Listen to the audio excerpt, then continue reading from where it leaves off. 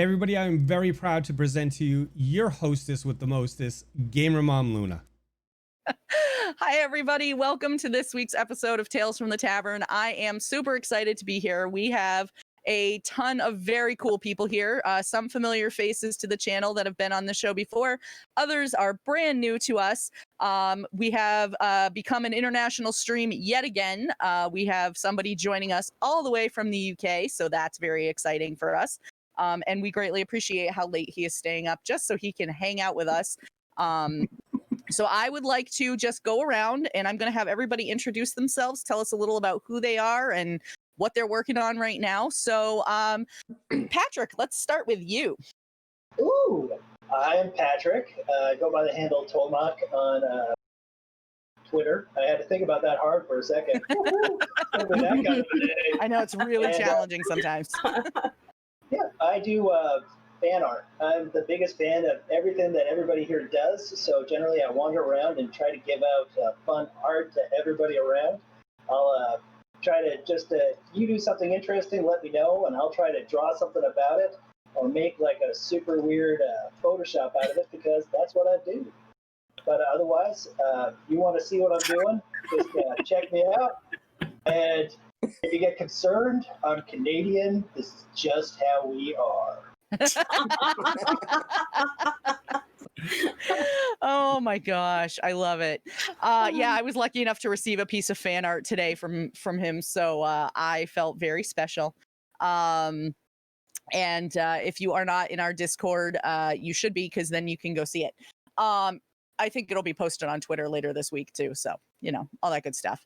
Ryan, let's go to you next. Hey, I'm Ryan Mossbarger. I am a cast member of the DicePopuli podcast. You can find me either on my own personal Twitter, which is Ryan_MOSSB, or I'm also the person that like 95% of the time runs the DicePopuli Twitter. And come reach out, come talk to me. I'll yell at you about Dungeons and Dragons stuff in Eberron. It'll be great. Ooh, Eberron. Oh, I'm a big Eberron boy. I'm literally just about to start reading up on the Artificer class, so girl. Oh, I'm pretty excited. Yeah. So good. Cool. Well, thanks so much for coming back on the show again. Oh, it's a pleasure. Have me back anytime. Yeah. Rich, let's go to you next.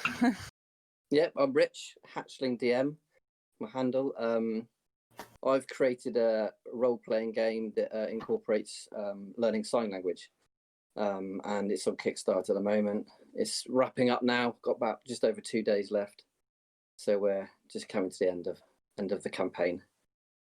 Yeah, so I work with kids, role-playing group with kids, teenagers in my local community, and the game stemmed from that really. And my day job is in a deaf charity. I've been working there for over a decade. So I combine the two passions, and that's what came within Spirals. I'm so excited about that. I've already backed it. I'm pretty sure there's a few other people in the HowINerd community that have backed it. Backed it the other day. Ryan backed it the other day. So we're pretty sure that there's going to be a game getting started of this. I believe, if I am correct, that Benjamin from Lawful Great Adventures also backed it. So we might be looking at some fun gameplay at some point in the future. So we're all pretty excited about it. Oh yeah, it'll be a lot of fun. Yeah, cannot wait. All right, let's see. Devin, you are next. Hi, I am Devin, or the Bard_podcast over on Twitter, and I am the owner-operator of the BardPodcast network. It's a small network of nerdy shows, including the Bardic Babble podcast, in which I am the host, and I interview creatives about the things that they create, like Rich. We actually just released his episode on Tuesday. Yeah. A lovely coincidence, yeah. Yeah, it was very funny when they were like, "Oh, hey, we're going in together again," and I was like, "Well, okay then, that worked out." So that's fantastic. Well, I'm super excited. It worked out to get you on. We had tried to get Devin on several weeks ago, and life kind of got in the way, and so I'm really glad it worked out that we were able to get you on today. So thanks so much for coming to hang out. Thanks for having me. And last but absolutely not least, the benefactor of our giveaway tonight Yes. is RaeMayhem herself. So Ray, tell us a little about who you are, and then if you want to talk a little about what you're giving away tonight, we will talk about that and how you can enter in just a second. Yeah, so I'm RaeMayhem. I'm RaeMayhem on everything. So you can find me on Twitter, on Twitch, pretty much everywhere. I am from the Ruination podcast, which is a Legends of Runeterra podcast. And it's, if you don't know what that is, it is a super nerdy CCG game that is a spinoff of League of Legends, but it's super fun. I have done a couple of D&D podcasts in the past that have had to fold because of life stuff for other people, which happens all the time, which is why I'm so excited to be here, because you have to support your creators in order for this stuff to be made. And I am a pretty prolific mini painter. And with COVID, I've been painting a lot. So I told Luna, I don't do anything with them. I just paint because I like it. So I brought a ton of them with me, and we're going to be giving them away tonight. And Luna's getting one of her own, and it's just, I am so excited to share this. I love D&D, I love painting, and I love being able to share that with people. And on my Twitter, I post a lot of painting kind of stuff. And since I have upgraded my camera, which hopefully you guys are benefiting from now, I'm actually going to start doing some chat stream while I paint. Nice. So people can kind of see. Yeah, you can see the process, and as you will be able to tell shortly, or maybe can now, I am a talker. So the two go hand in hand. This is the perfect place for that. Yay! Yeah, this is a good place for you to be. So yes, like Ray said, and like I said, we are doing a giveaway. Her stuff is super awesome. We're trying to convince her to set up her own Etsy shop.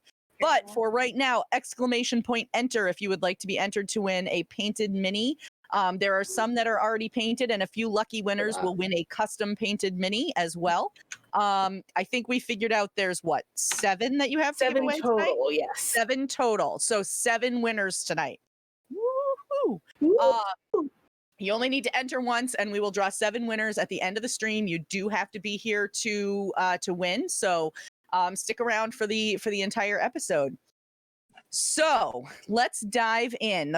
We tried something new this week. I posted a poll on Twitter, and then I wanted to use that as sort of our jumping off point this week. So the poll question that I posted was, have you ever made a PC without a tragic backstory? And when I saw the results, my immediate knee-jerk reaction was, all y'all are liars. Dirty ass liars. Dirty ass liars. I can see that. 93.5% of the votes said yes, they have made a PC without a tragic backstory. 4.8 said no, and 1.6 left a comment, and that was out of 62 votes. So, to be fair, it said PC. Yeah, not your typical. To be fair, I've made a happy character once or twice. It's easy. Yeah. All right. It happened by accident. You just subtract the daddy issues out of the backstory, and then it's all good. See, I'm excited for this question. I'm excited for this question because, I am ridiculous to a fault when it comes to making characters, and I have been in serious campaigns, serious DMs, serious stuff, and I've been asked to leave because I was too ridiculous. Life's too short. You can't take yourself that seriously all the time. You can't be an edgelord 24/7. That's exhausting. Man, that's it. I'm leaving. That's what I felt. So, oh well. We also asked this question as a poll during our stream last night during the Tabletop Tavern 2 stream. And we actually ended up with a very similar result. 80% of the votes said yes, they have, and only 20% said no, they had not. In fairness, that was out of only 10 votes. So there you have it. So I would like to know from you all, what about you? Have you ever given any PC a non-tragic backstory, or what type of backstories do you like to give your characters? Oh, I have, for sure.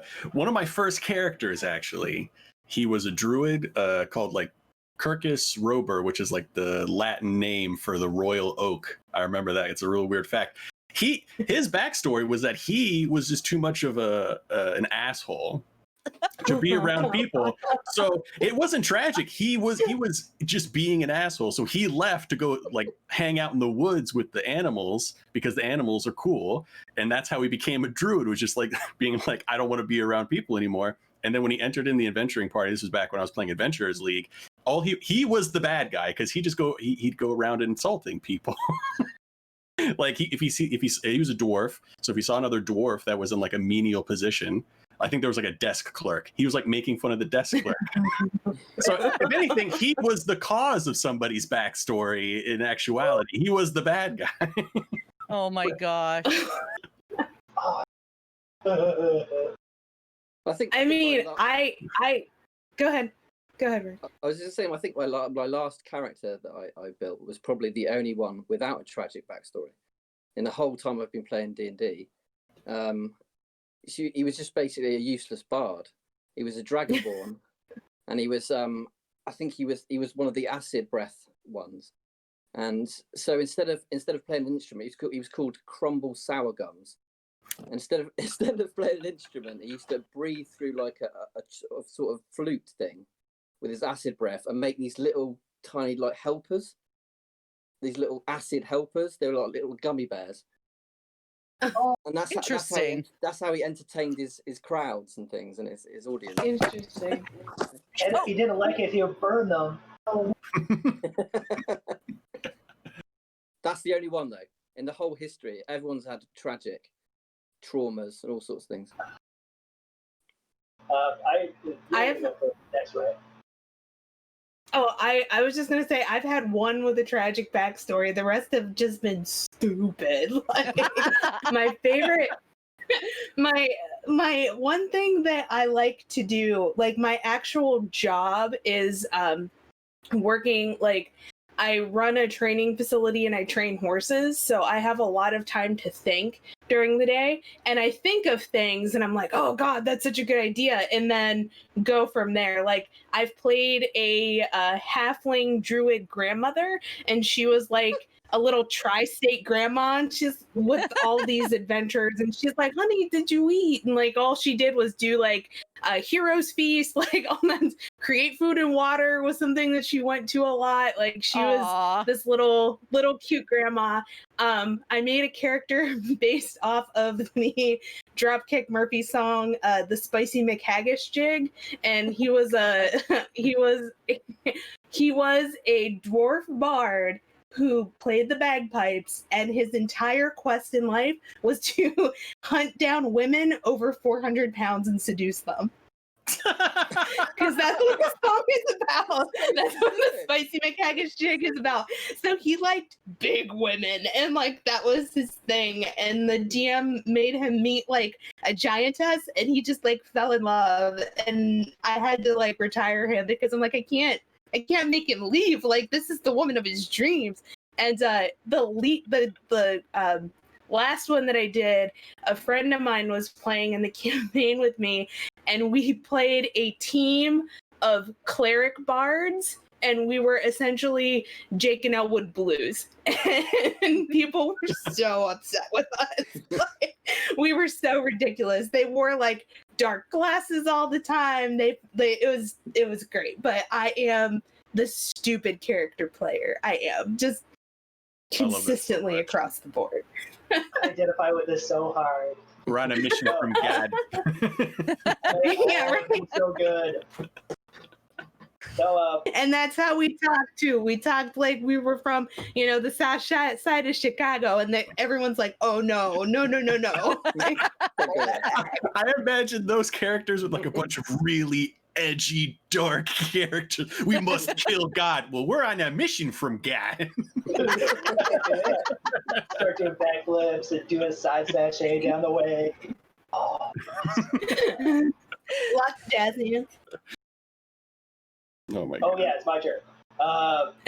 Okay, so I played my first edgy character last year with David Tilstra, actually, and his brother, because I Oh wanted to my play a God. robot, and I just ran around exploding everything and just like deal with it.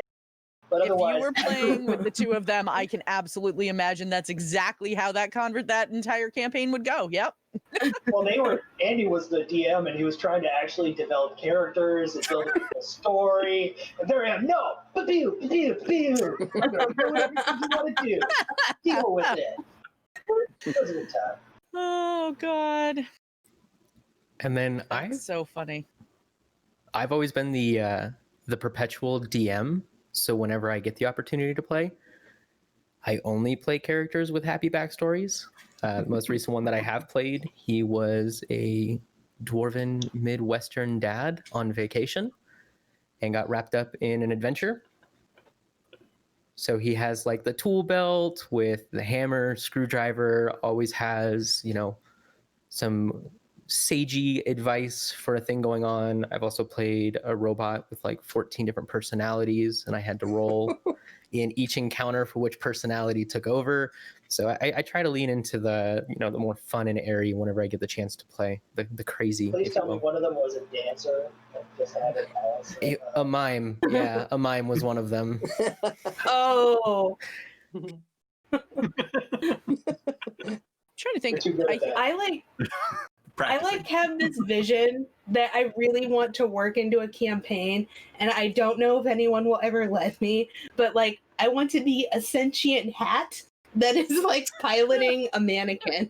Oh my God. I love that so much. It sort of makes me think But like that's all that's up here. it sort of makes me think of Krang from the Ninja Turtles. Exactly. Yeah. Exactly. But it would look like Yeah. Exactly. from Masters of the Universe. Yes. Yeah.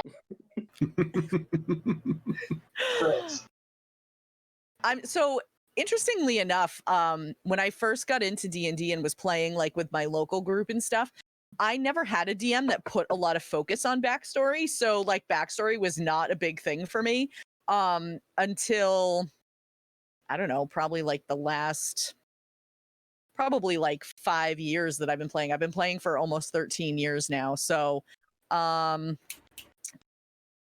yeah, right now I think the closest I have to a non-tragic backstory is I can't get into it because it's one of our streamed campaigns, but it's one of my characters who most of her family survived something that she is aware of at this point. And that's about as far as I can say because nobody knows anything about her backstory.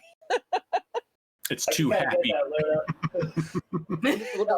did D&D in the 90s. It wasn't anything. You didn't write stories. You just tried to kill off your characters as fast as you could.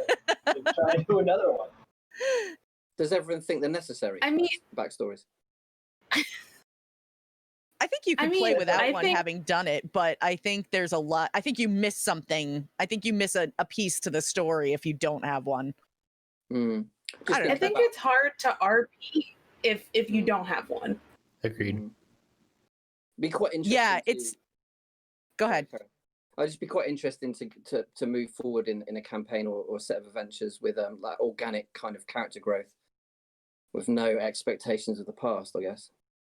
Because then you're actually not stuck to your script. You can actually respond to everything around you. Yeah, exactly. Yeah. Because actually, I made a bard. That was my very first character, and it was a half-elf bard, and he was cool, and I rolled like shit, and he was not cool. And I had to own that, right? And he just kind of grew that way. And because I didn't have a character background. And he actually stuck his hand into a giant artifact glove that turned out to be like the toughest, strongest thing around. But I couldn't move my hand anymore. I couldn't even lift it because I was a flipping bard. So people started picking me up and throwing me at the enemies because I was such a useful thing to do. So I just was singing the battle cry and just flying through the air. It was great. But I was a weapon. I mean, I think for me, it comes from like when I started playing 3E in college, and it was a group of my friends that we would get rip-roaring drunk and then play. So like I found some of my old character sheets and I'm like, nothing about this is right. Like, there is nothing on this but we had a great time, and part of the fun was that the kid who DM'd was this amazing storyteller to begin with, and then you got a couple drinks in him and he was just like, you know, all over the place and encouraged us to do that. But because we were, you know, in our 20s and inebriated, we were all just coming up with stupid shit. And it was like back when like Lady Gaga first came out, and we had a wizard that had a disco stick and from one of her songs, and it just became it became this whole thing that is just so ridiculous. And I had so much fun playing like that I just never left it behind, because like when I played Baldur's Gate was the one time I had to make a serious character, because it just didn't fit in with everybody else because they were playing it very seriously. But outside of that, I'm usually the insane one. Like it's more fun that way, I think. Yeah, I always try to do at least some kind of like basic backstory, even if it's like a one shot. I just kind of want to know who I am, and more than just like, oh, I'm chaotic neutral or I'm lawful good. Just so I have like a barometer for like how somebody would act in the situation. I think it's really helpful.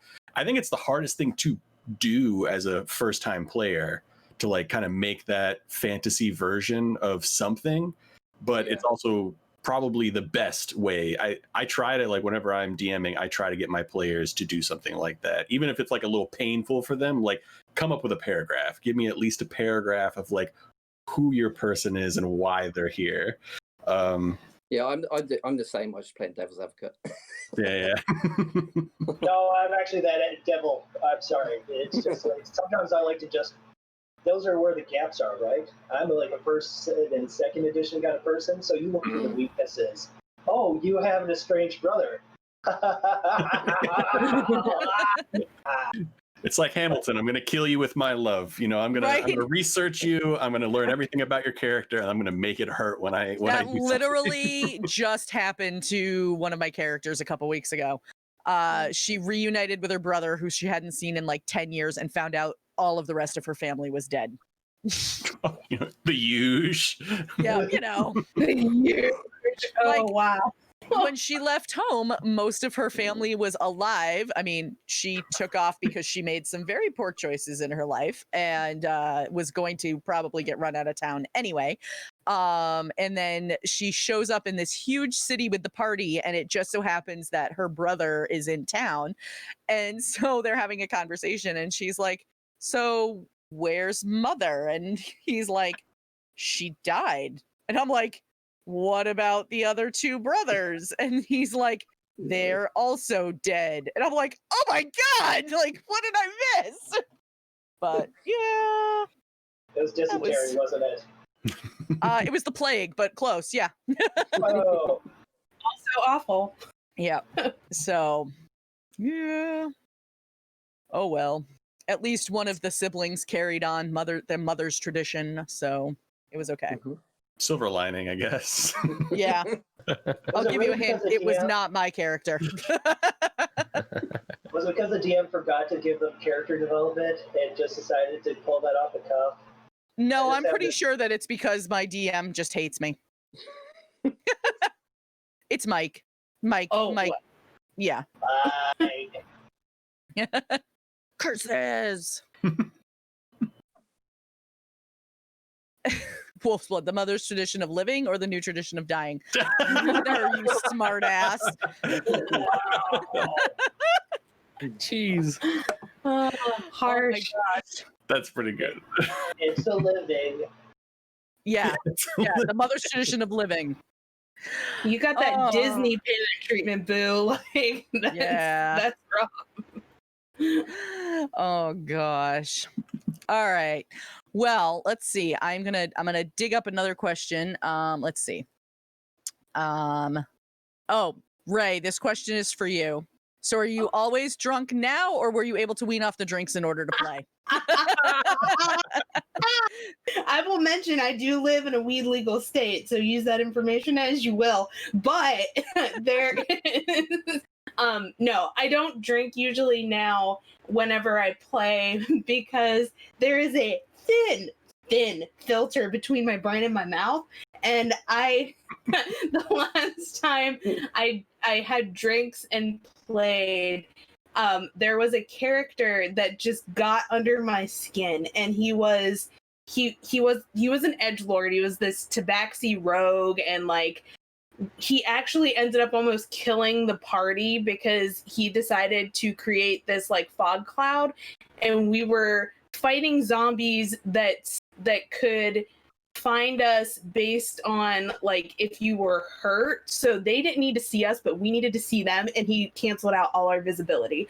So I was mad, and we found this trap door that was full of other zombies, and I booted him in it, and I caught a lot of flack for that. And I was like, ooh, yeah, I gotta play sober because that was kind of a dick move. Because it was like session 1, and I was like, okay, sorry. What, there's no attachment to the character at that point? Come on. I know, and there, it was annoying because he was like, oh, like he had the Batman voice because all edgelords have to talk with the Batman voice, and like refused to sit down like anywhere. And there was, in the world that we were playing in, there was like this arcane train that like flew, and it was hilarious because it annoyed the DM. So this like little cat man is like pinging inside the car as we're going because he refused to sit down. And like it was clear nobody in the party like really was into this dude. So me, in my infinite knowledge, was like, we shall end this swiftly. And then after that, I'm like, maybe like session 3 next time. Like, I think it was just a little more rope, a little more. Oh my gosh. All right. Well, we are starting to get a few questions coming in from chat. So let's see. There was one that came in. What do you think of systems like Traveler that as you create your character, it also provides a background for it? Tell me more about this. Yeah, I've never used the Traveler system, but I've used the Quest system. And as part of Quest, you have to kind of like build up your look and your kind of general character. And I think it works out well. I think especially for like a new player, Quest, like a game like Quest and probably Traveler as well, like by doing the character creation process, you have a backstory, and it leads you through it by asking you a bunch of like Mad Libs where you kind of like fill in the blank. So it makes it super easy. And I think for a beginner player, that is so good. I actually got to play Quest with Ryan not too long ago, and it was a ton of fun. That was a really fun system. It was a lot of fun. Yeah. I'm going to sidetrack for 1 second because the biggest thing that keeps sticking out to me from that campaign was I played this girl who was a magic user, but essentially like she was like a street magician kind of thing. And so at one point I was like, okay, so she just kind of looks at the thing like this and then goes like this and then poof, and the thing turns pink. And the DM was Benjamin from Lawful Great Adventure. And he goes, so your magic is basically like using Photoshop on everything around you. And I'm like, yeah, pretty much. Deadly Photoshop. Yeah. Deadly Photoshop. I'm a graphic designer. This sounds like the best thing ever. Right. Oh. But anyway, sorry it was just really funny. Anyway, but yeah, I know somebody else was just trying to answer the question, so dive back in. Sorry. Well, just saying, a lot of the systems, they seem to be, a lot of the indie systems and designers are using these multiple choice kind of personality categories to give yourself quite an exhaustive background and quite diverse kind of choices. I quite like that. It's kind of a neat organic too, because you're actually allowing the person to follow their subconscious. Like they're having to fill it out the way they would naturally feel, versus doing a forced character development, which a lot of D&D really forces you to do it. Like Yeah, you have yeah. to follow some sort of template. I like that. Yeah, I do as well. Because you can build upon it. Obviously, you can tick the box saying like, you know, my background's in, I'm into the sort of the coastline and stuff and fishing or whatever, and then you could just elaborate on it, couldn't you? You could build upon it and add loads of texture to it and flavor. Yeah.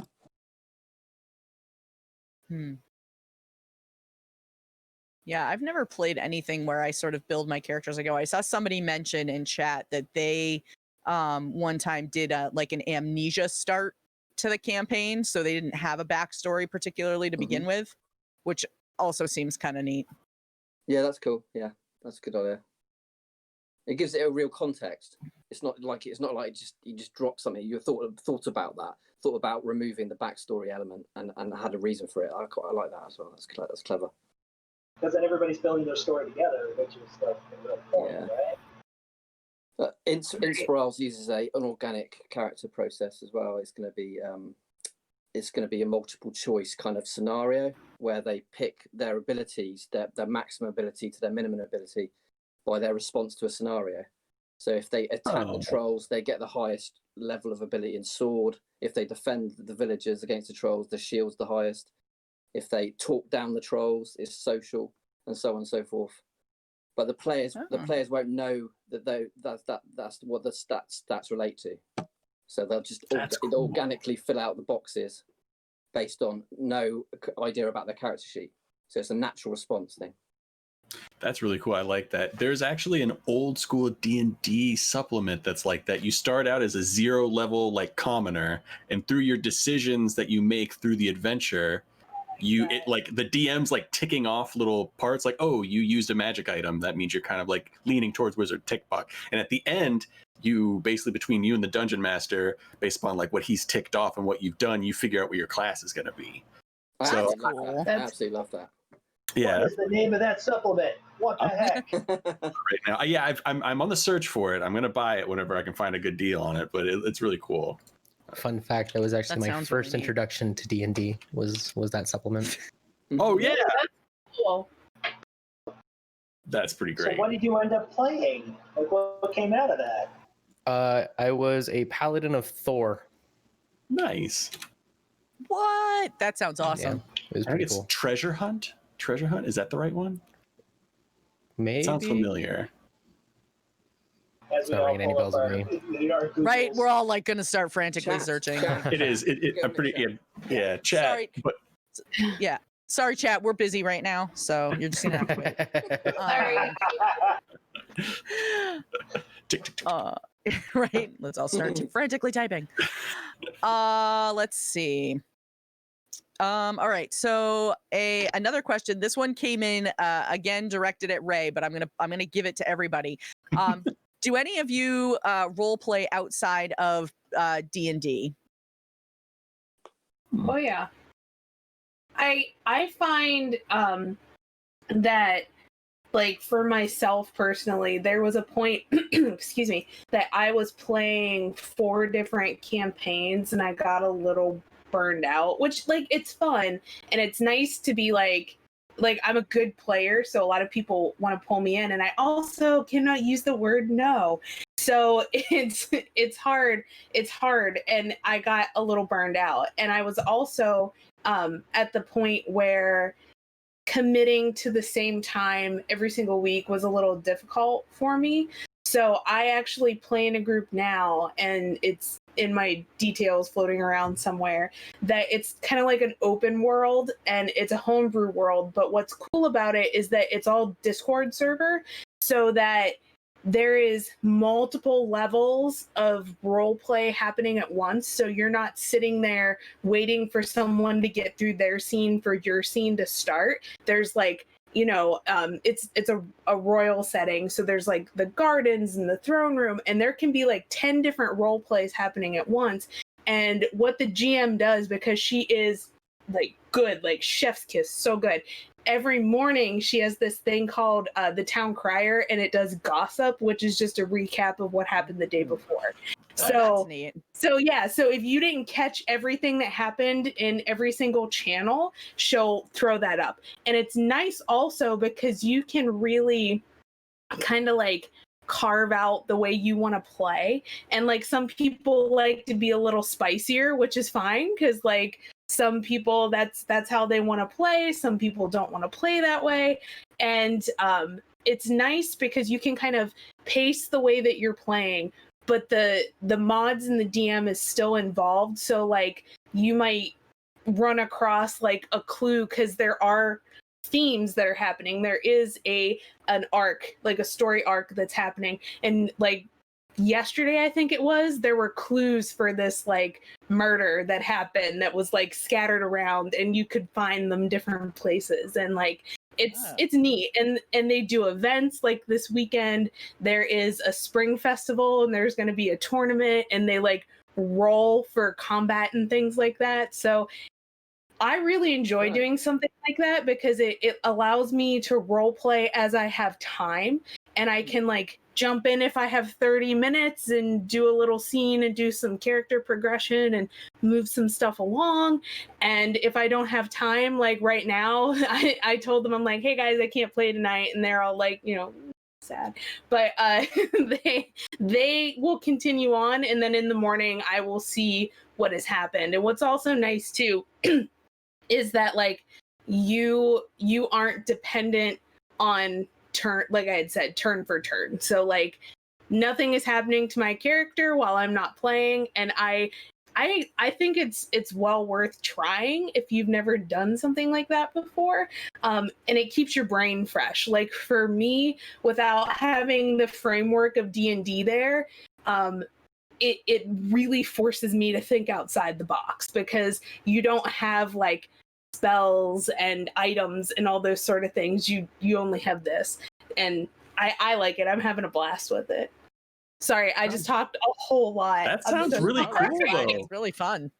Yeah, They do a vetting process, which I like. So when you jump in, you don't just get to go into the world because they don't want to have the people that come in and they're just looking for like erotic role play because that's creepy and weird and nobody wants that. So they have this little thing where they're like, hey, kind of read over everything, you can kind of chat to the people, and then they have you do a little like audition RP and then they'll let you in. And I really like that because everybody in this particular group is very, very good. Like they're yeah, it's so if you guys are into that, I would say join. Just know it can get a little spicy, and if that's not your thing, then maybe not your thing. But it's a lot of fun, and it's more relaxing because it has that like paced out feeling, and you can really take your time with it. How do they handle leveling in it then?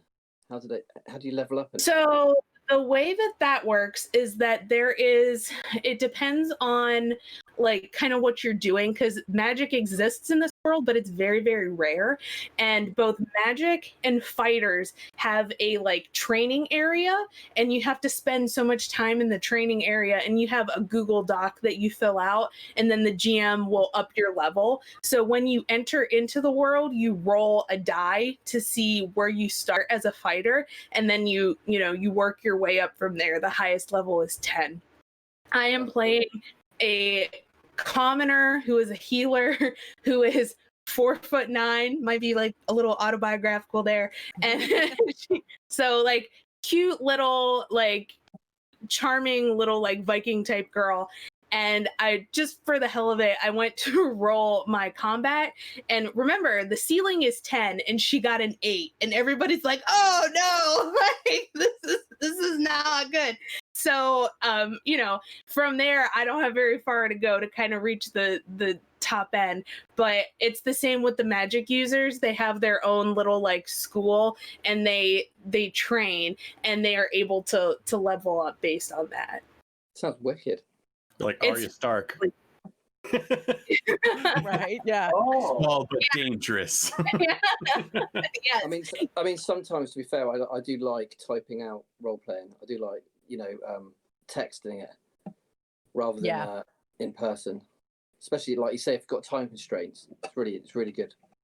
And I think I've got a writing background, so Well, and I think also that part of it is that if you're so used to doing it in person and talking it out, I'm guilty of this too, where you're busy thinking of the next thing you're going to do or you're going to say. So you miss what just happened, like between two characters or a character interaction ago. Whereas if it's all typed out, you have the luxury to be like, scroll. Okay. And then you can make this richer, more diverse story by tying all these little threads together. Cause you can go back and pick up the clues or pick up, context and get it like right every single time. Nice. Send us the link. You got it. Absolutely. We'll join your little Viking healer. Remind me That's about so the cool. question on this again, because I think I misheard it completely. I didn't hear. I'm sorry. Say that again, Patrick. Oh, I was just saying, what was the original question again? Because I thought I heard it completely different. It was whether or not you've done any role playing outside of D&D. Okay, because I thought that we were talking about how I have to talk to normal people and act No. like I'm to be a real person. I was like, oh, every day. You role play for you though. Oh, I have to go to work and be a normal person instead of the true super nerd that I actually am. What? Yeah, that's like role play. I call that one papers and paychecks. I do paper paychecks all the time, man. All the time. I play it Monday through Friday from 8 to 4. So Leveling sucks. Oh, man. right? I was gonna say, you would think I'd be a Leveling higher that level game. by now. You guys are leveling? You guys- Oh no. Wait, this game is fun? How is it fun? How funny would that be though if you had a character sheet for like your business self? I'm totally going to Oh. do that. I'm absolutely God. going to do that after this stream My- tonight. My You stats think would be so low. Same. Right?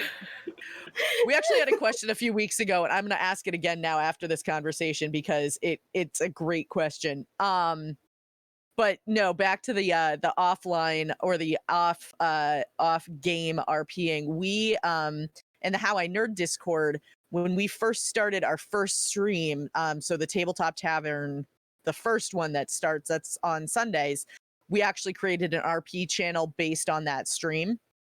So the characters in the stream could interact with like any character that any of the members of our Discord wanted to create. So, and it had like really no bearing on like the story itself, unless like something happened and then whoever was involved wanted to approach like Mike and be like, hey, is there a way that we can work this into the main storyline? So we actually did have a few things that happened offline in the roleplay channel that then did carry over into the main storyline for the characters, which was really kind of a neat way to bring in some new stuff. Yeah.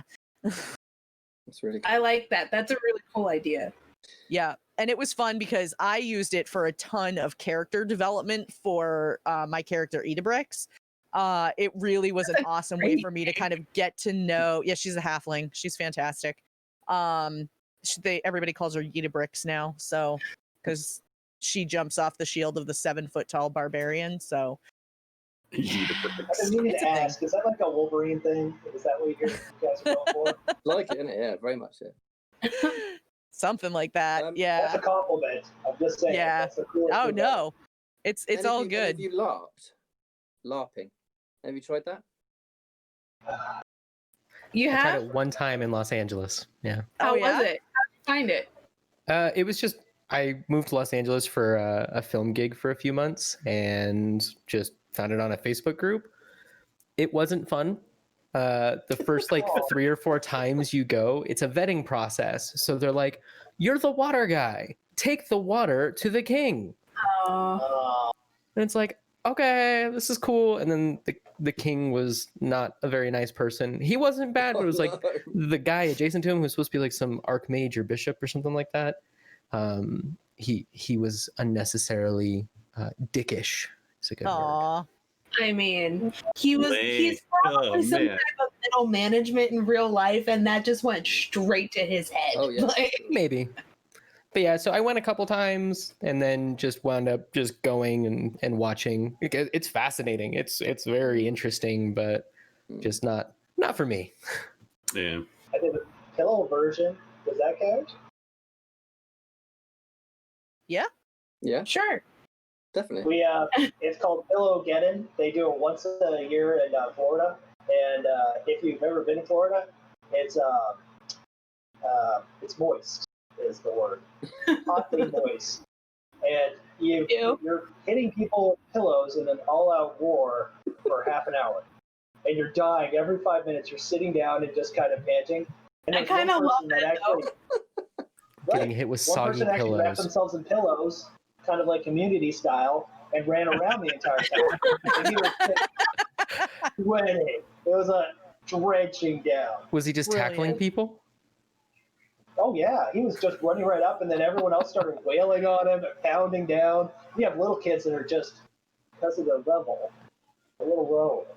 And the pillows are critical hits, if you get my drift. Oh no. Oh no. You just have to tolerate. You just have to tolerate it. And my brother decided to make pillow nunchucks for this entire thing, and we just went at it. But no, I wish I could do the real stuff. I really do wish. LARPing sounds amazing. Before I was so heavily tattooed, I did like living history stuff, like 1830s to like 1900 era. I'll send you guys pictures in the chat here in a minute. It was I did pretty good. And that fulfilled one of my like lifelong dreams, in that I did a lot of like film extra work for like Smithsonian, the History Channel, stuff like that. Yeah. That's Yeah. cool. I was actually in the background of the Daniel Day-Lewis Lincoln movie. I was like just a kind of a woman, Awesome. a woman in the crowd, but I have a very distinctive bonnet, and every time like anyone watches it with me, I freeze it, and I'm like, that's me right there. Like that's but That makes me so happy. but I'll send you guys the picture, and I promise you Luna will want to post it to Twitter. I had a full Civil War era mourning attire garb. So like the veil, the dress, everything. And I'm a tiny person, and we were filming in Antietam, and we needed something from like a CVS, and I had a car. So like I went down and like these people didn't see me come in. They just could catch me out of their peripheral, and I could hear them talking, and I was not going to correct anyone.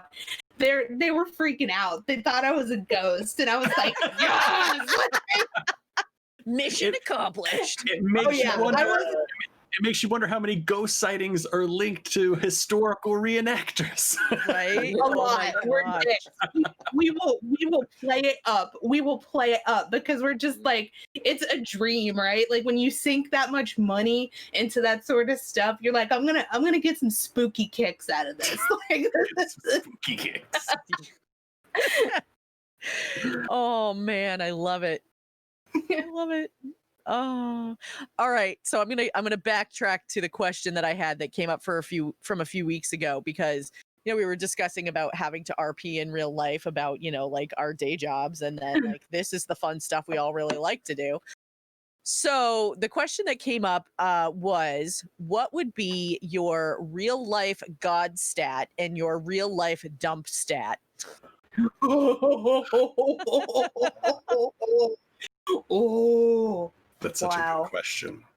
We ultimately ended up opening it up to like, what would be your highest and lowest skills, because people were like, I don't know about the whole stat, but I'm really good at whatever. So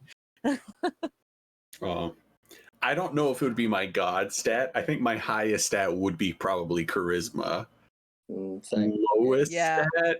I mean, so lowest stat, how easy I hurt my back doing menial labor, I would have to say it's constitution by lifting. Like there's been times like me and my wife have a storage unit. We have to change out some stuff every once in a while, usually for like Christmas stuff, to get the Christmas stuff out. yeah. And without fail, I will like be really focused on how I'm lifting things. In the last box, I'll be like, "Oh, I'm so excited! We're gonna get out of this hellhole!" And then I just like rip up a box and I put it in there, and I sit back in the car and we're done. It's like, "Oh, Oh no! box wrong," and then weeks of going to the chiropractor. So that's definitely dump stat, and yeah, I guess I'm a bit of a talker, so. Yeah, I guess if I do have a good stat, it would probably be charisma. I mean, charisma is definitely my god stat because I'm a very charming person. Like it is what keeps me alive because I have a smart mouth and I am sassy. And the fact that I am teeny and I am also very charming, I have that like small dog thing going on that sometimes I am an absolute terror, but then people are like, but cute though, right? Like, so It's all right. It's all right. She's cute but terrifying. It's okay. Yeah, right?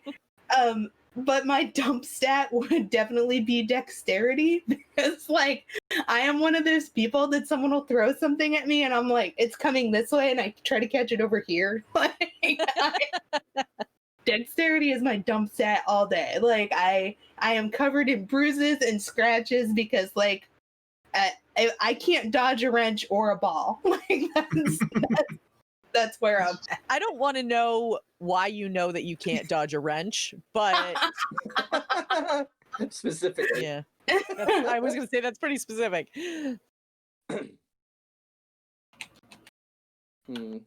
tough. I'm gonna go with wisdom as my dump stat because I've just made bad life choices. I moved to America, so obviously I have bad ideas all the way around. Ooh, shots fired.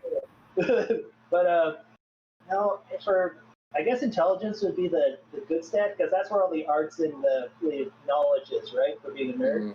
So bam, yeah. Because I'm old enough, I've taken all my character modifications, made myself a little wiser as I got older. Very smart. So now I'm just adequate all the way around. Perfectly adequate, yeah.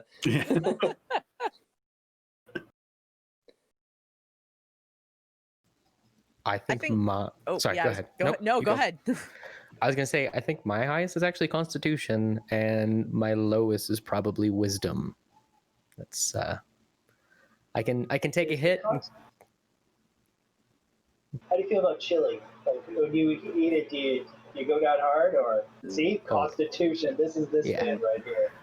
Hot sauce, beer, alcohol, like let's go. But go. Unbreakable with Bruce Willis, the Shyamalan film. Oh yeah. Well, my designer on the game, my system designer Liam, his would be obscene high constitution. He's done it. I don't think he's ever had a cold. Like Bruce Willis's character, he just goes through life, no illnesses, no injuries. It's crazy. Lucky. Dare he? Yeah, exactly. He might be a superhuman. So Ray just dumped some of the photos into the group chat for all of us. Wolf's Blood, if you wouldn't mind posting those in Discord so people can see them. Girl, I do everything with my whole ass. Like those are fantastic.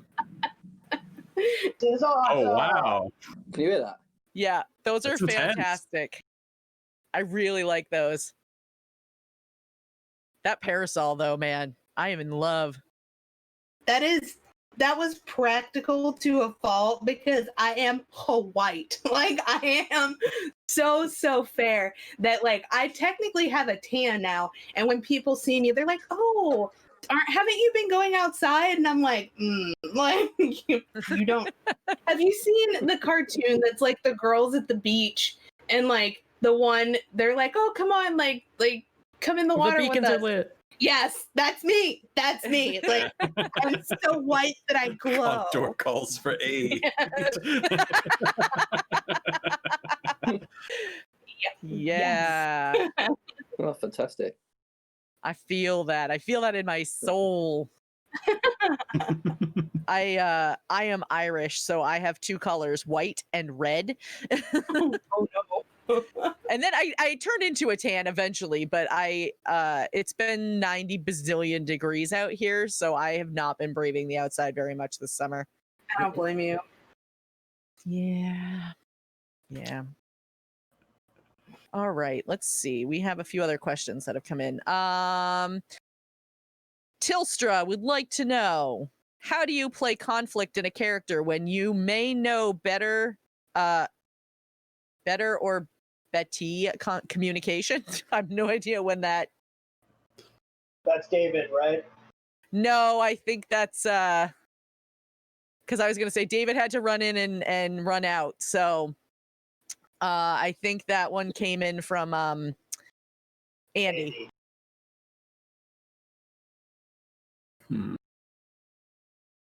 Say it again. So about conflict. Yeah, can you read it one more time, please? Yeah, I'm going to read it again. How do you play conflict in a character? So this is what it says, and I'm assuming there's a typo in here somewhere. When you may know better or Betty communication.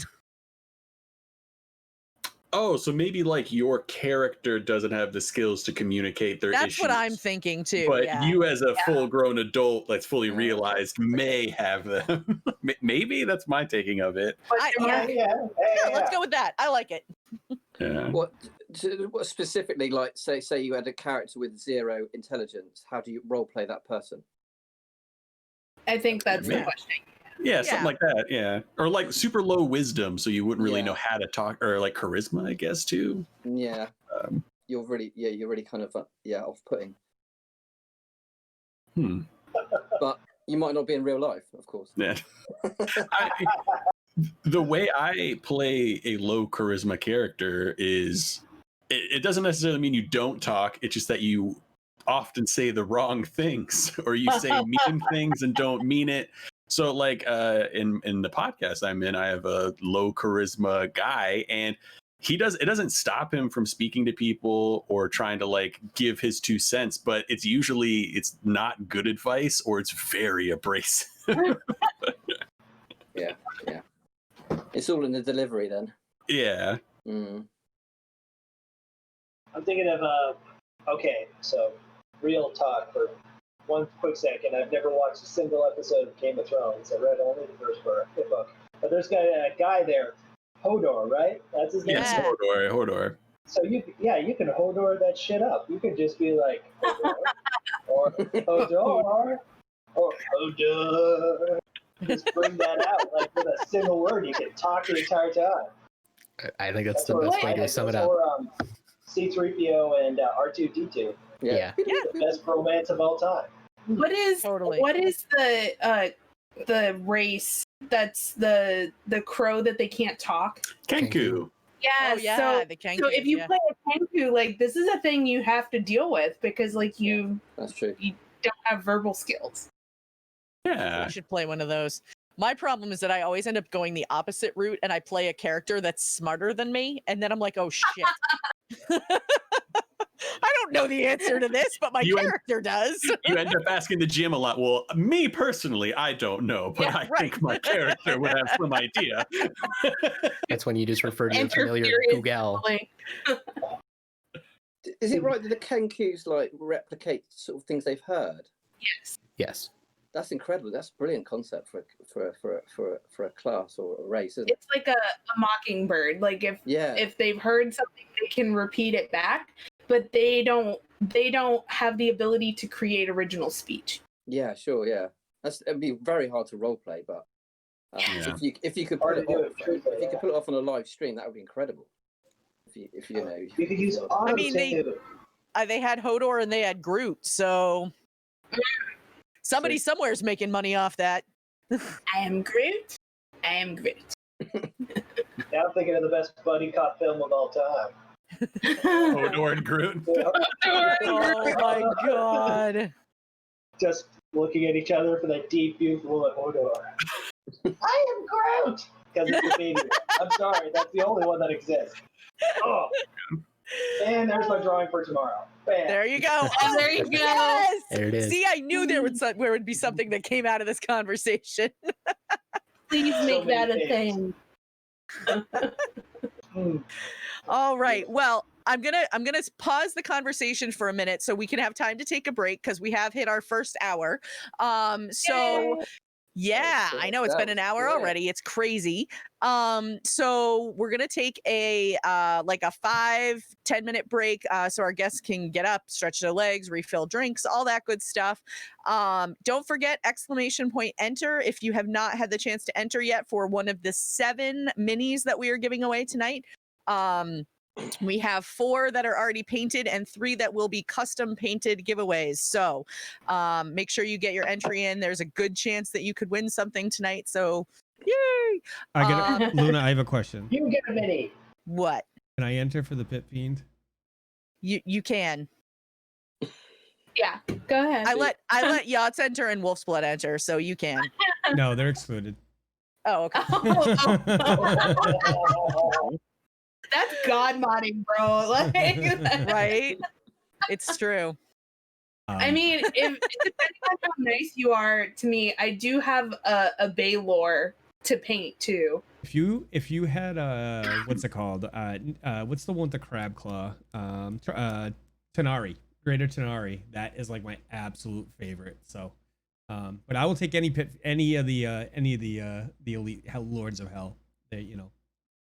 So I cannot I cannot enter though. I really can't enter. So, Luna, how about you? Ready for that break? Yes, let's do it. # free the P. All right, we'll see you guys in 5 minutes. All right. Bye-bye. Thank you for your patience, everybody, and I'd like to hand it back to your hostess with the mostest, Gamer Mom Luna. Welcome back from break, everybody. I would done, Patrick. Very nicely done. He had to show off some of his new OBS skills, so I have power. yeah, that was good. I like that. All right, let's see. I'm gonna dive back in with a new question, unless anybody wants to jump back to what we were talking about before the break. I don't even remember the question. I don't even remember what it was. Fair enough. All right, so Bat Duck would like to know. Oh, also, speaking of Bat Duck, in case you missed the poll because you were up and getting a drink, the question was kitty, kitty, kitty, kitty, kitty, and the options were kitty or kitty. And there was a tie. So there you go. The fact that it wasn't Kitty kind of irritates me. So there you have it. All right. So Bat Duck would like to know, have you ever had a moment where you overkilled an enemy or PC so bad that you felt bad for them for doing it?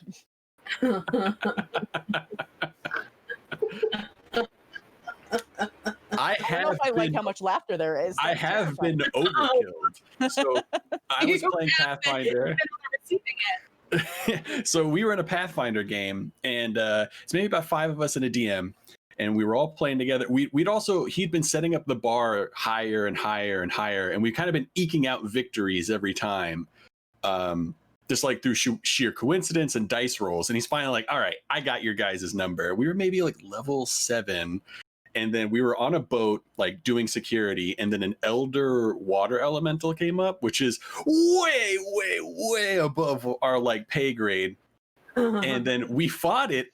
And I mean, things kind of went okay for like the first few rounds. But then like people just started dropping because it could do like 3 or 4 attacks a round and like heavy damage. And then like we were whittling it down, and then one person dropped, and then another person dropped, and then we were out of healing, and another person dropped, and another person dropped, and I was the last one. I was like, all right, I guess we're going for it. And then like I can't remember what spell I used, but basically you just dash into the enemy and make your attacks. Only one of them hit, and then dead. And then he kind of like ended the session early. It's like, yeah, I thought that was gonna be like easy, like a challenge for you guys. I didn't think I'm gonna have to rethink some things and see what we're gonna do next week. Oh man. With all your new characters. Yeah, well, he ended up bringing us back. He felt so bad about it that he brought us back. There was like a little afterlife sequence where it was like a puzzle dungeon full of riddles that we had to like make our way out, and then we got reanimated on the shores of a foreign land. So I mean, it kind of worked out, but no, we got slaughtered. We found out it had like more than half its health left. There was no way we were gonna make it. Oh. Just no way, no way. I ran a Lost Minds of Fandelver with a starter group. And, You're muted, Rich. It was their first experience of D&D, and they got to the bit with the spoilers. They got to the bit with there's like a young green dragon in this tower. Yeah. And you know, when from a DM's point of view, you keep going like, oh, you know, you keep hinting like this is way overpowered. No way you can take this on. But they're beginners, and they're trying to push the boundaries like young toddlers. And they walked up the back of this tower and tried to get the loot, tried to get its hoard. And I told them again and again, like, you're going to get in trouble if you do this. And they kept pushing it and pushing it. So I had it having bite her in half. Oh my god. And a companion who went into the horde with her walked back to the group with her legs. Oh my gosh. Oh my god. But you know, she took it really well. She found it very fun. I said, you keep pushing it and pushing it and pushing it, and I've never killed a PC before in the whole time I've DM'd. Oh, so you're doing them a favor. Yeah, I think that partially. I think that young green dragon has probably killed more PCs in D&D 5e than any other thing. Because I have a bunch of people that are really fresh to the game. I'm not DMing, a friend of mine is DMing, and we're playing Minds of Feldover. It's my third time playing it, but I've never encountered the young green dragon. We encountered it 2 weeks ago, and 3 of the entering party of 5 got immediately killed by the poison breath. Oh no! the DM was like, it's dark. You can see like there's a big figure in the distance. We're like, no, we got it. Everything's fine. It was not fine. No, it was. Womp womp. Okay, I'll go the other way. Oh, go ahead. Ladies first. I was just gonna say I had a group that I was DMing, and it was when I was younger, and we would all take turns, which was nice because like it made everybody kind of sit in the hot seat every once in a while, so you didn't really bitch about the DM because you found out how hard it was. Yeah. So everybody else in the party was, and this is a pet peeve of mine, and if you play any type of RP with me and you do this, it will make me insane. That they were not playing their character, they were being like the edgiest, most out there type murder hobo that they could be because it was fun. So like we had a paladin who was doing like sneaky rogue shit, and they were all being backhanded, and I was like, okay, we're gonna sort this out. And I made this puzzle room that essentially what it boiled down to was that they couldn't lie. So they could ask me anything, and I told them like there was treasure in it, and they couldn't lie. It was a total party kill. They all died. They all died because none of them could tell the truth.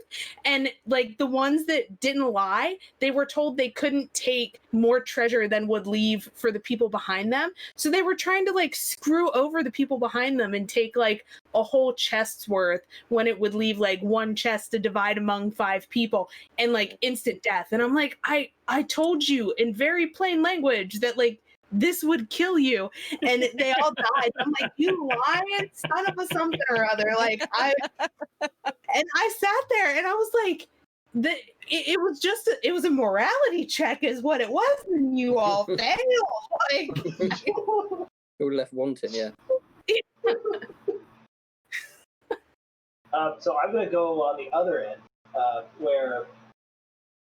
so I actually had a group of edgelords. That was my first group ever, 2nd edition people that were like teaching me up on D&D, and the DM didn't show up for a night. Like there was car trouble, he was going to be late, and they said, "Oh, who's going to DM for us?"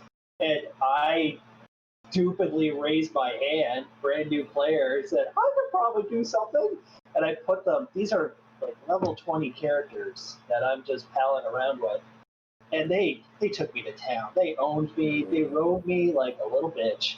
I put them up against Tiamat in the 2nd edition level, and they smacked her down like nothing. They Then it was like, we get 1 million experience points for that, right? I'm like, oh, yeah, that makes a lot of sense. Okay. Then the DM shows up and says, okay, so what's been going on? Oh, they played us through a legal game. We just got 1 million experience points. I had there was a rough talk that was. So if any player did die that night, it was probably me afterwards. I really got a spirit talking to on how to do that. Very nice. So I had one. We had the edgelord player. He was the gentleman who always liked to do the min-maxing. Everybody's still in combat. He's looting the previous bodies. He essentially was placed into the DM role, forced into it. He would make sideways comments about, well, you're not letting me have fun. I just want to be able to one-shot kill everything, yada, yada. So we're like, okay, fine. You DM. And he's like, okay, fine. You guys are level 16 characters. This is 3.5. And you guys can use templates as long as I okay the templates. And templates were essentially, you could be a paladin. And on top of that, you were like a demigod, dragon knight, gave you a bunch of hit points, additional stats. So we're going up against literally everything with a CR 16 or higher in the book. And he sends a megalodon after our ship. And between myself and one other character, we cast Gaseous Form. It has a very low save against the spell. And then Gust of Wind. And we look at him. What else you got? And that's how the rest of the campaign went. Is he's like, oh, I'm going to outsmart you guys. And it's like, we're vampire demigods that can literally cast instantaneous, maximized everything and deal 2,000 damage to whatever you got. And this is what it's like playing with you, my friend. So to say I felt bad, no, not a little bit in that instance, but it was really cool to utilize those spells. Yeah, exactly. Did he ever figure it out though? Like no. His real life wisdom score is a 0. Love him to death, but yeah. Oh, Oh gosh. I don't know. I was trying to think. I can't think of anything that's ever killed my character. Oh, what? Yes, I lied. I don't know exactly how much the damage was done by. And I tell this story frequently, but I see some new faces in chat, and some of you guys I know haven't heard this before. I was playing a centaur. My ex-husband was the DM. That's relevant, I promise. I already like where this is going. I was playing a centaur, and my centaur was the only character that was strong enough. We were passing through like a mountain cave. Like it was either your two options were either go over the mountains or go through the mountains. And so we were going through, and we come across a sarcophagus in one of the rooms in the cave. And so we're like, there's a sarcophagus in the middle of a cave under a mountain. We're like, okay, what's this all about? So my character, being the only one that's strong enough to open it, goes over and like pushes the top off, and out pops a vampire who casts Slay Living. And I was like, oh no. Yeah, I just about rage quit the game. And sort of the running joke now is that was part of the grounds for our divorce. It wasn't really, but it sounds funnier that way. That's good though. That's funny. Yeah. Cyclone Jack is in chat going, leave it alone. Leave it alone. See? Leave it alone. Yup. You're not wrong. Oh my gosh. Yeah. There's some very OP stuff out there. Okay, let's see. So Yacht's Twitch had a question. Hopefully he's still around. He wanted to know if anybody had tips for making a character more immersive.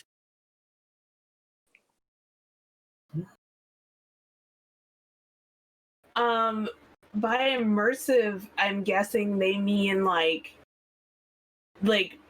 more able to play in the world?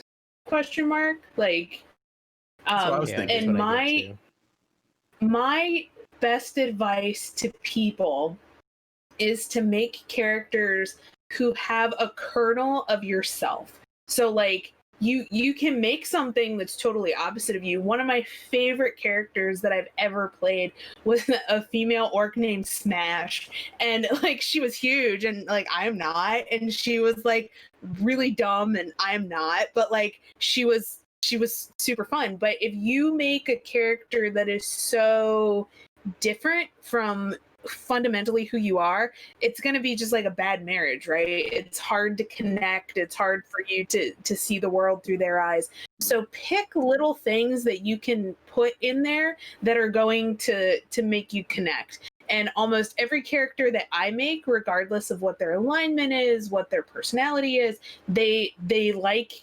animals and they'll collect pets. So like I had a tiefling sorcerer that had like a collection of pet rats, and she had a level of rogue because she could use the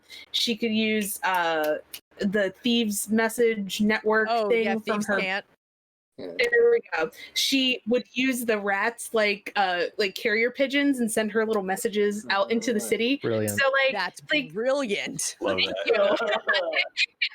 But like that is, and their names were terrible. They were like bitey and scratchy. But like that's what I mean, because I'm that type of person that like I love animals. I collect animals. Like if there's something that needs a home or needs a chance, I'm gonna do that. And you can make that fit in your character. Like, would I pick up a sewer rat? Probably not, but Relentless did. So I think that's a good way to make it more immersive, because if you're able to identify with that, then you're gonna lean in harder and you're gonna make more choices that are more into the world, instead of being like, yeah, I follow, or yes, I open the door, or straightforward answers. Yeah. I think I agree with that. I think finding some connection points to who you are, because I mean, you're going to naturally bend towards the thing that you as a person are going to do, unless you're like a really method player. So make them have the similar likes to you. I mean, my biggest flaw, I think, is I always should be playing a bard, because I'm always a person that's going to try and talk out of a situation and fight out of a situation. But if I'm the fighter with like 0 charisma, there's no talking from me. I'm only a swing boy. Like, so I think and then you feel disconnected in those moments. So I think connecting it to like your own personal interests. And I think another good option, or another good thing to make it feel more immersive, is to talk to your DM about your backstory. Get the down low from the DM about the setting, like how you can maybe mold your background. Because I think the worst thing that happens in a lot of DM games, or a lot of D&D games, is the GM has this huge setting that's got a lot of stuff going on, and then each individual player has their own little microcosm where they're basically telling their own story, and sometimes it doesn't fit. And in those moments where you're trying to explore your backstory, and like the DM doesn't quite understand your backstory and doesn't really fit with his perception of the world, it just feels wrong. And then you end up not delving into your backstory so much. Then all of a sudden you don't have a backstory really anymore. You're just rogue X that's doing whatever for money and glory. So I think delving into your backstory with your DM is also another good idea to make it feel more immersive. So everything in the story and the setting lines up with what you want your character to be. I want to yes and off of that one too, because, and actually take it a step further, it's the level 0, where you guys all sit around, build your characters together, and actually build that rapport. Or you have a loose idea and you all roll out together for that first round, because then you're able to actually carry. Then you're realizing, oh, we both made clerics, and is that going to work together or not? Like, maybe we could be the Thunder Brothers together. Or maybe there's like another development. And that's when the DM can really say, well, characters and your super edgelord with who's going to fall as a meteor to the ground, he's going to die before he ever gets to play. Like, let's build something a little bit better together. And hopefully, because then everybody can kind of hear each other's characters and realize that's totally not going to work before you really get finished rolling. Now, I say that, and that really did not happen a lot in a lot of my games. This is my ideal state. Yeah, it's a hard thing to do because you only have so much time. People have weird schedules, and then they're making their backstories as they're making their character, and you're not online all the time, and it can be hard. I think a lot of it's to do with play style as well. I think I always tell new players to respond to the DM. Basically, don't forget your sheet, forget the stats, forget the numbers. As soon as they tell their narrative, especially at the beginning of the venture or campaign, just listen and respond. Give it back. What do you want to do in this situation? The DM will tell you. It's perception. It's sleight of hand. Then you roll. But having that instant kind of natural reaction to things is the way forward, I think, and that's how you create immersion. I think. Make that hard. Also, you can rewrite everything because does anybody write their character sheets in pen? I mean, mine's all exactly. Just kind of erase as I go along and rewrite it.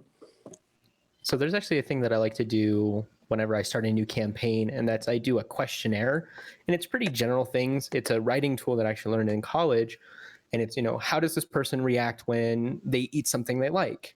How does this person react when they eat something they don't like? And it's the small nuances that, for me personally as a player and as a DM, that gives you that immersion. It's the small interactions, not necessarily like the big, bold, thunder in the background kind of moments, but it's, how do you interact with the barkeep or a cop or something along the situation. All my kids are. I see a child right now. But so I pass around this questionnaire, and then I don't just, okay, give me your answers. I talk to them about it. Okay, so if I arrest your player or your character, how is your character going to interact? But, what if you're, self-sacrificing in this arrest? Is it different? I'm going to stop there. He's going to keep screaming. It's all right. It happens. So, kids here. So Ryan, before I forget this, I'm going to drop it in our chat because you mentioned about always wanting to play a bard. It's in PDF form now because they had pulled it down off D&D. They pulled it down off D&D Beyond, but there's actually some supplemental Runeterra based characters that are extra, and one of them is a Gambit character that uses arcane charged cards, and he's a charisma heavy character. So all right. Yeah, he's super cool, and he's technically a rogue, but he's a charisma based rogue. Is it the Renegade? I'm looking at it now. I forget what they call him. It's Twisted Fate is the character it's based off of. What did you? A couple of you said you played Quest a couple of times, or you've streamed Quest, and yeah. How do you find the immersion in that? The character creation immersion. Do you think that's taking it to a different level? I think it eases you into it better, because as you're doing your character creation, that has almost like Mad Lib style. It has when I walk into a room, you see blank, and then you could probably fill in the blank yourself, or they have some pre-generated stuff you see my scars, you see my beautiful armor, you see my flowing cloak, and then it has a couple of different other Mad Libs. I can't remember all of them, but they kind of sculpt the look of your character and the feel of your character. So it kind of it does get you thinking about what do people see when I walk in the room, and it doesn't have hard set races either. It's when people see my face, they see my tentacles, or they see my scaly skin. So there's no hard benefit or anything like that, the way that D&D has it, where I'm a dragonborn, I get X. It's I'm a dragon-like person that has these traits. So I think it does. It steps you in it a little bit, but I think Quest, it's a good first step. But I don't think any system that I've seen so far really has a hardcore, sit down, think about your character in terms of who they are and what they, and how they react to the world. I don't know if I've ever seen a system get that nitty gritty yet. But yeah. I do like that D&D Beyond has kind of taken a step in that direction, that when you set up your backstory, there's a questionnaire to fill out now. I don't know if any of you guys have played with it, but it'll ask it'll ask questions, like it'll give you different prompts, and you can basically select the ones that you think will fit best for your character's background, and it's based on like what archetype you choose. So like if you're a cleric, it'll be like, my God and my religion are the most important things in my life, or helping other people is what helps get me through the day, or like my family. So like there's different choices you can make, and like though it's not as robust as it can be, it's better than just letting people like kind of find it on their own. I like the floor system as well. I like the floors in the D&D sort of character creation. I think that's quite important. It did remind me a little bit of interviews. What's your greatest weakness type thing? Yeah. If anything, I wish they had more flaws. If they had more room for flaws, because I think what really makes you love a character is what other people sometimes don't like about it. Like if you're a klepto rogue, that can get you in a lot of trouble. But for you as the player, it's a lot of fun. Right? Yeah. Yeah, your flaws and your lowest stat are always very interesting. In terms of 100%, yeah, definitely.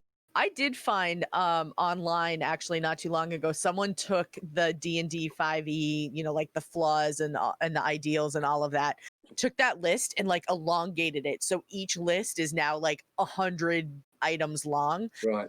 And so now what I do if I'm making a character and I need to have something like that for them, I literally like, I'll be sitting in a voice chat with someone and I'll be like, hey, Wolf's Blood, pick a number between 1 and 104, you know, and that's what I go with. So now all my friends are on to me. So now they know. Yeah. So can I ask a question to the group? Because I'm curious. Something.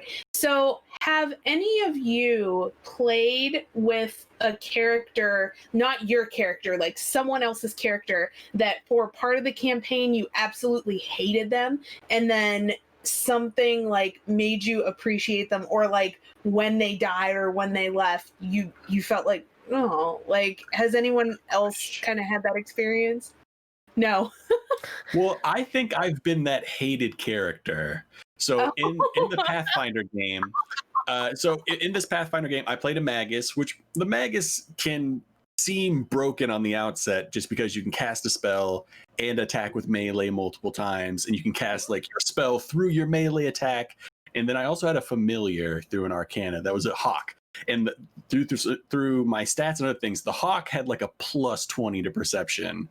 So if we ever needed to find something, be like, oh, hawk, go perceive, and then it would go perceive. And there was a guy in that play group that would always be like, oh man, you're so broken. And the weird thing is he was like a triple class, multi-class with a bunch of feats and all this other stuff that could do a million things a turn. But my like bird was a like continual issue because it was always checking for things. Like I always like, I'd always be, you know, I'm going to have it fly up above the battlefield. So we have like Overwatch and like something watching. And he'd be like, oh, broken bird. I'm like, you get to do like 20 things a turn. I get to have a bird. Broken bird. We had similar experiences. Broken bird. Yeah. Did you also have a bird? I did not have a bird. I actually played with someone who played a orc druid barbarian, and he was annoying. His name was Grogmak. I hated him. I threatened to turn him into a leather coat. Like my character just did not like him. And then like it was this weird like he slowly kind of grew on Laurel, and he ended up like through the story arc, like he found out his wife was expecting a child, blah blah blah. So he could either stay, or the DM gave him a choice that like this character could leave and he could bring a new character in. And they had this like really touching moment because like Laurel was a very high level druid, and she could do the tree stride. So she like basically helped him get home to see his wife have this baby. And it was this like moment that everybody was like, we were not expecting that. And I'm like, honestly, me neither. Like, I did not see that coming. And I've been thinking about it a lot because I'm like, I hated him. Like 3 sessions before that, I would have like joyfully pushed him off a roof. Like was not a fan. And they ended up having this like really beautiful moment, and like through the rest of the campaign, like his character would check on her character, and it was kind of nice. I was just curious if anyone else had a experience like that where you're like, this is a garbage character and I hate you, and then you end up having this really like, oh well, that was like really genuine and kind of nice moment. Apparently not. In the last campaign I played in,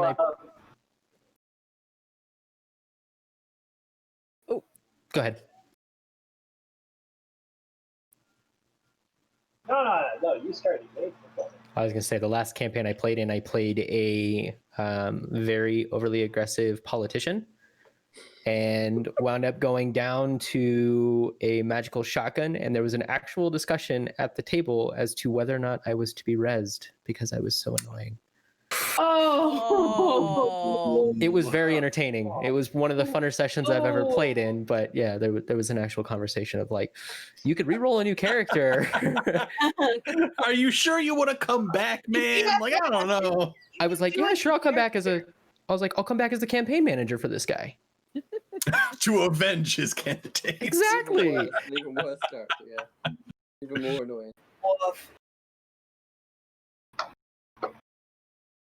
Oh my gosh. I can top that. I passed.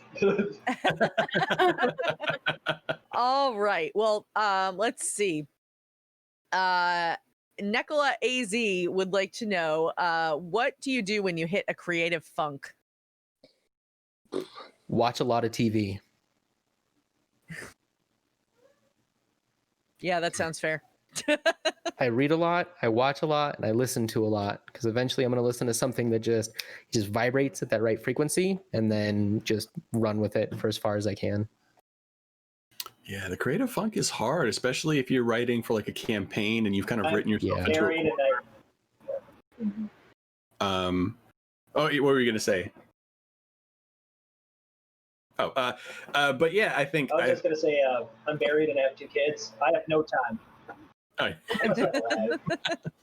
But yeah, I think honestly, reading some books, like sometimes just reading old school like Dragonlance books kind of gets me back into that thought of like how a fantasy story moves forward, and even just watching regular media, like watching House of Cards, like back in the day, back when House of Cards was more popular, and I guess like first coming out, that kind of gave me ideas for how a political kind of adventure can go, like backstabbing, and there can still be violence in it, but it's like behind the corner and there's like secrecy.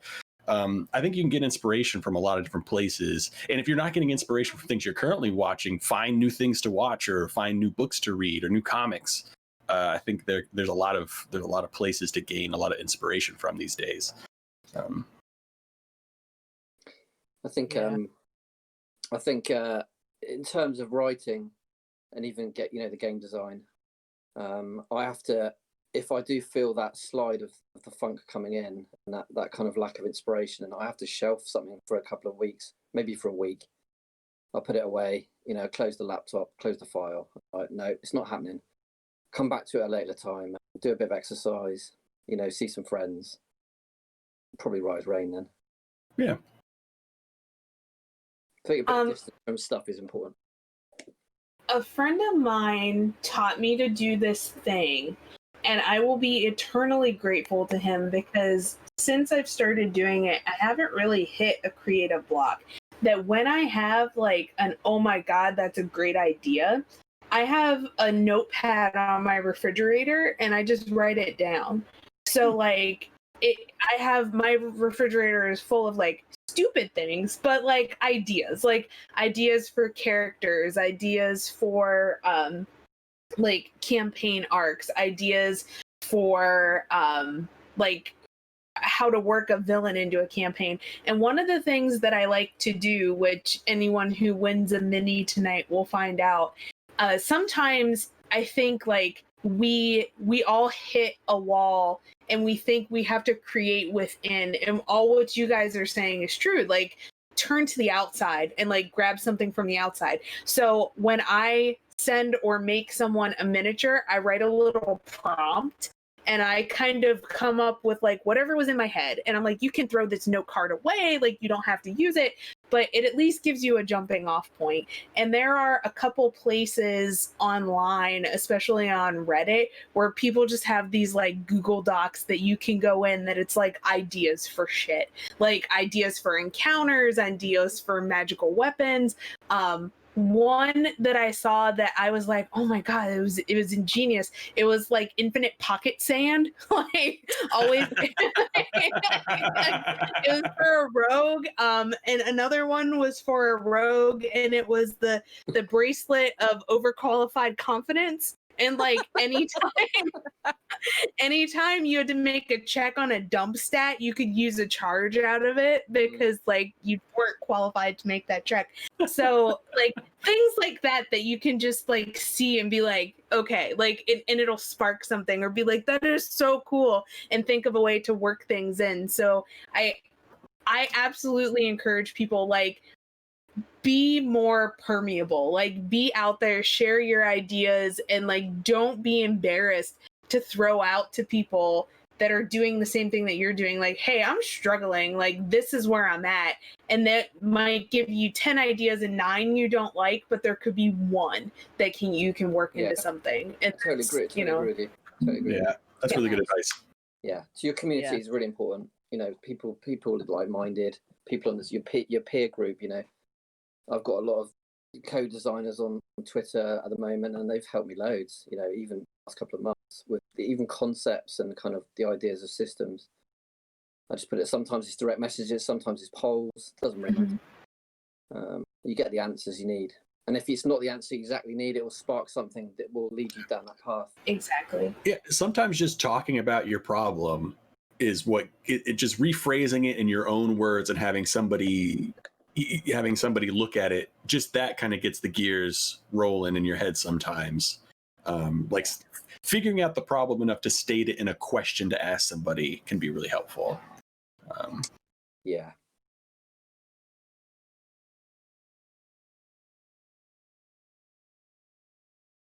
Good stuff. All right. Well, I think we have time to squeeze in one more question. So, let me see. This was a good one. This came from Jim the Dim, and his question was, yeah, we all love Jim. His question was, if you could LARP one of your characters, what would be your favorite aspect of the character to bring to life? Ooh.